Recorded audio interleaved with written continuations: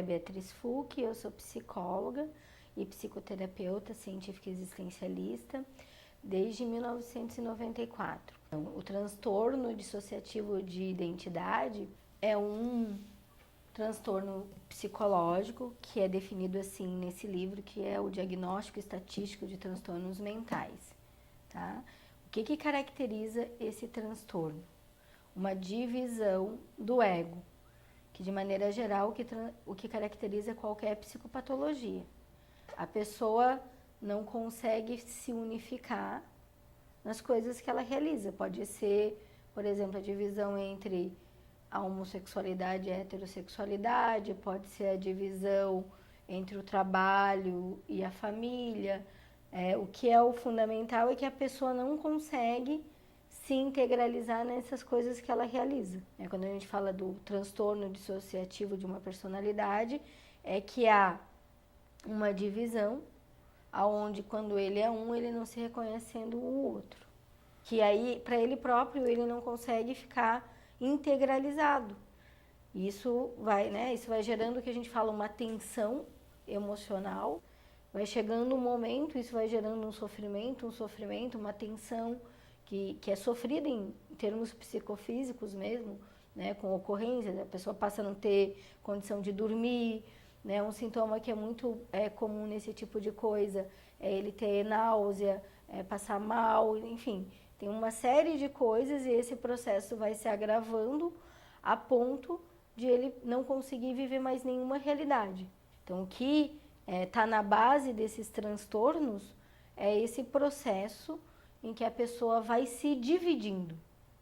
Mas essa divisão é psicofísica, né? Ela fica como que num cabo de guerra. A gente tem até um modelo aqui que eu gostaria de mostrar, que o objetivo é desenhar ou ilustrar como é que é isso. Então, nesse modelo, a gente busca localizar exatamente isso, né? Na realidade antropológica, no nosso dia a dia, a gente vive situações cotidianas que nos dividem. Então, isso vai gerando o quê? Um descontrole emocional. E nesse processo, a pessoa perde a realidade. Então, o que ali está caracterizado como esse transtorno? Transtorno como isso, como alguém que tem uma dupla personalidade. Aqui é na profissão, não é a mesma que é em casa. E daqui a pouco a própria pessoa não se reconhece nessas duas coisas. Né? Uma menina que é, por exemplo, criada no interior da família, né, e com os pais muito, vamos dizer assim, né, conservadores, de prendê-la, ela indo para a adolescência, querendo ir, né, para a sua vida, mas não conseguindo ficar inteira. Porque como se para ela ser filha dos pais, ela tivesse que ficar no ninho, vamos dizer assim. E isso ir gerando ao longo das experiências, né, concretas dela de relações, cada vez mais uma divisão, até ela perder a realidade. Então, isso está na base do que a gente está falando, que é esse transtorno. Para fazer o diagnóstico, em primeiro lugar, a gente precisa, como psicólogo, como psicoterapeuta, conversar com o paciente e nessa conversa detectar o que está acontecendo com ele em termos psicofísicos, né, em termos emocionais na sua vida concreta de relações. Isso até vai fazer a diferença, por exemplo, do que a gente até conversou antes de começar a falar sobre o transtorno, de um ator que vai viver né, vai ser o ator e vai viver um papel de alguém que está dividido. Porque alguém que está dividido, né, que vive uma divisão, quando ele vai para uma situação ou para outra, ele sofre. A gente vê até as entrevistas dos atores, né, que a gente acompanha, a gente vai ver que eles vão falar que isso afeta a eles, claro. Né? É a mesma coisa se tu me perguntar, tu atende vários tipos de pacientes que sofrem, tu te afeta com isso ou tu volta para casa como se não fosse nada? Claro que me afeta, né? O que eu quero dizer? E aí naquele modelinho ali que eu te falei, naquele modelo que mostra como é que é o emocional, mostra exatamente isso. O nosso emocional é função do que a gente vive. É claro que um ator né? Se ele tiver algo que a gente chama empatia, certo? Ele vai se afetar. Porque isso é uma característica importante em qualquer ser humano. Quem não tem empatia é um psicopata.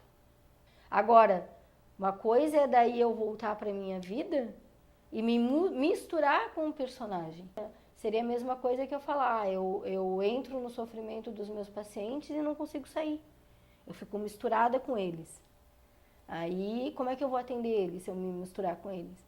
Agora, eu ter empatia, eu ver que ele está sofrendo, eu conseguir de alguma maneira até sentir algum sofrimento por ver o sofrimento do meu paciente, isso é eu me afetar com o meu paciente, isso é até bom, porque isso vai me dar mais força para eu fazer alguma coisa para ajudá-lo.